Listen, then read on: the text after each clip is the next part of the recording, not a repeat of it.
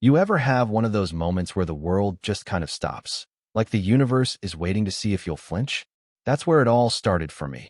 Bleeding from a fresh cut above my eyebrow, hands cuffed behind my back, half the town gawking while the sheriff did his best impression of a hero. Penelope Ashford, all pearls and tennis whites, was broadcasting my removal through a cheap PA system like I was some kind of circus animal. Just moved in 3 days ago, and already getting paraded off the property for all to see. Yeah, that happened. I remember the sheriff leaning in, breath like stale diner coffee, whispering, "Don't resist, Marine. She's got video evidence." His voice was steady, but his eyes were nervous, darting to the crowd as if waiting for applause. Only thing he didn't notice, and this part still makes me smile, were 6 figures slipping from the pine trees, faces hidden by baseball caps, moving like they'd done this 1,000 times before. My team. My brothers. 2 minutes left on the clock, and if Ghost, our tech wizard, had played his cards right, the big reveal was coming. The whole neighborhood would soon be treated to a little home movie. Penelope passing fat stacks to the very sheriff now hauling me away. But let me back up a sec, because none of this was supposed to happen when I first rolled into Michigan. 6 months earlier, I'd gotten my walking papers from SEAL Team 3. Medical discharge, L4, L5 vertebrae shot to hell. Spent a few months staring at the same 4 walls in Virginia Beach. Not sure what was next, when this charity email lands in my inbox. Homes for Heroes auctioning off a $1 million lake lodge in Michigan. Only catch? The mysterious donor, Mitchell Crawford, insisted I get first bid for $1. No clue who he was. Never set foot in Michigan. But after months of feeling useless, even a weird mystery sounded better than stewing in regret. The drive up was brutal, back screaming the whole way, but when I finally saw that lodge, with its 2 acres of woods, private dock, and sunlight pouring through floor-to-ceiling windows, I knew I'd made the right call.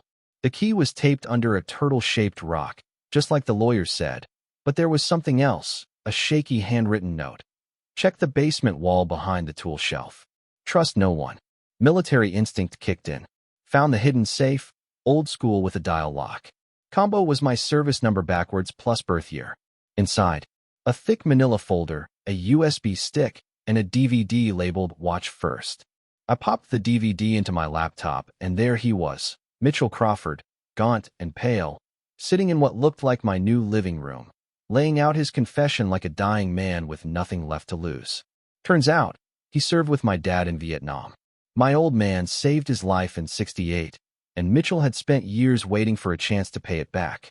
Only trouble was, he'd fallen square into the crosshairs of Penelope Ashford, the HOA queenpin, who wanted his lodge for her husband's Paradise Kayak Tours scam. Fake violations, bogus fines, planted evidence, the works. She had the local sheriff, the planning board, and half the town in her back pocket. Mitchell was dying of cancer and needed someone with some fight left in them. Enter me. The folder and USB were a gold mine. Hundreds of gigabytes of emails, phone recordings, and hidden camera footage. Page after page of harassment, 17 violation notices in 2 months, $43,000 in fines, and evidence she'd done this to 5 other families before him. His only mistake? Fighting alone. Second day, Penelope shows up in a pearl-white Escalade, flanked by her lawyer and a property assessor.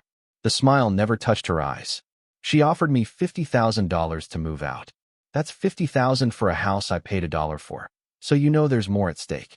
I played polite, but when she threatened to dig up my military record and paint me as an unstable vet, I knew this wasn't just about property lines. It was about power.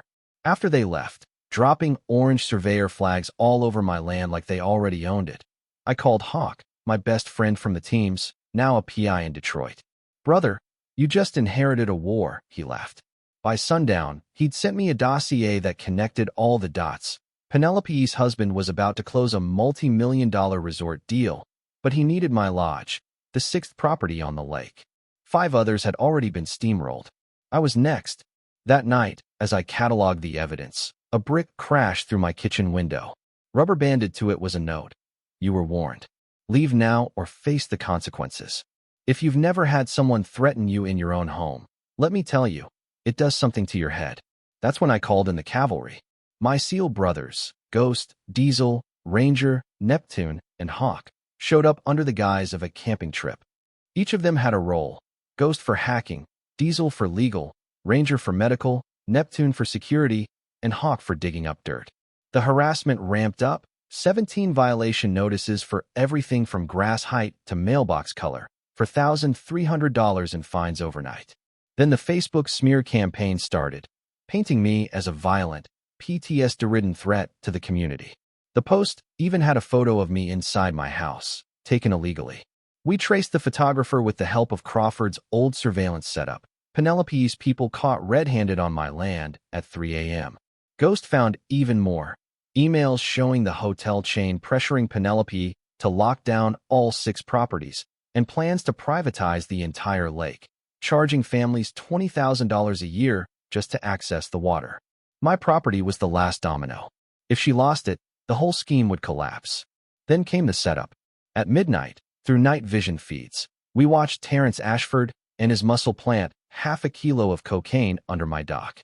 Classic move, anonymous tip, get the sheriff to arrest me, force a sale. What they didn't know?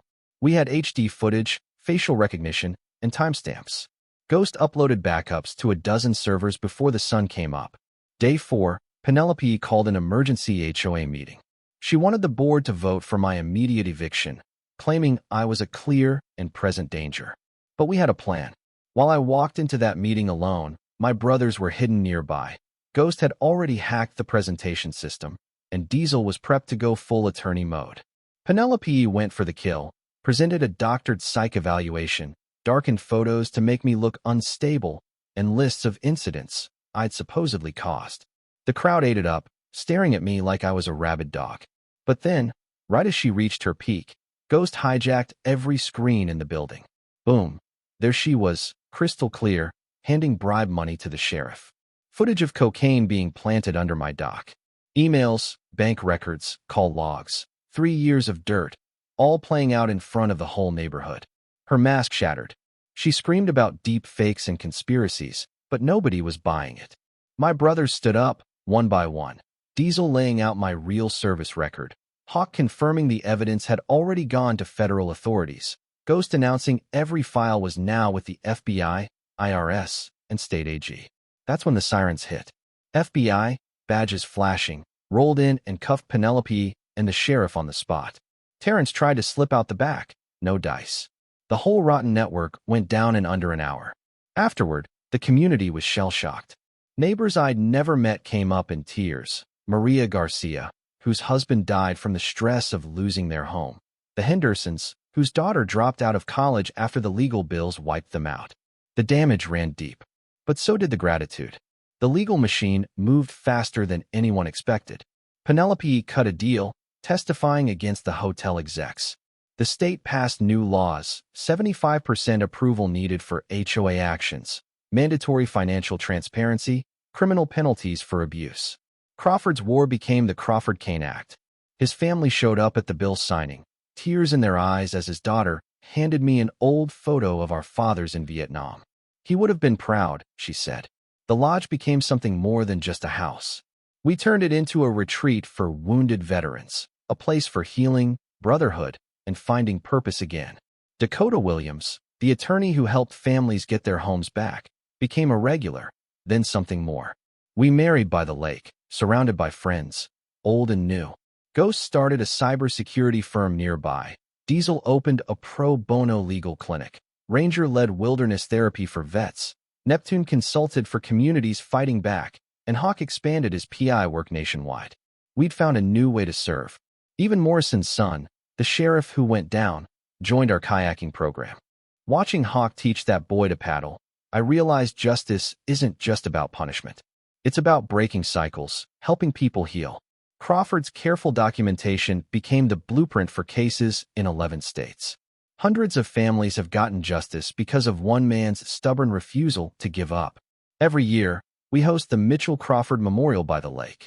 The families who lost everything and got it back return to celebrate. Maria Garcia cooks for the whole town. The lodge is alive with laughter and hope. Penelope's serving out her sentence, reportedly teaching other inmates to read. Morrison works as a janitor now. The lake is peaceful, the water clear, kids swimming and vets paddling under gold and purple sunsets. But the fight isn't over. My phone buzzes, a new HOA case in Ohio. Another community, another battle. We're not vigilantes. We just know what to look for and how to document truth. Crawford's war became my war, then our war. Now it's a movement. You want to know what justice looks like? It's not just seeing the bad guys in cuffs. It's a lake full of life again, families returned, a little boy learning to kayak, and a plaque by the dock that reads, "For Mitchell Crawford, who stood alone and won." If you've ever faced down an HOA or a bully who thought they were above the law, drop your story in the comments. What would you have done in my place? Gather more evidence or call the feds right away? Let's hear how you'd fight back. Because this isn't just my story. It's yours too.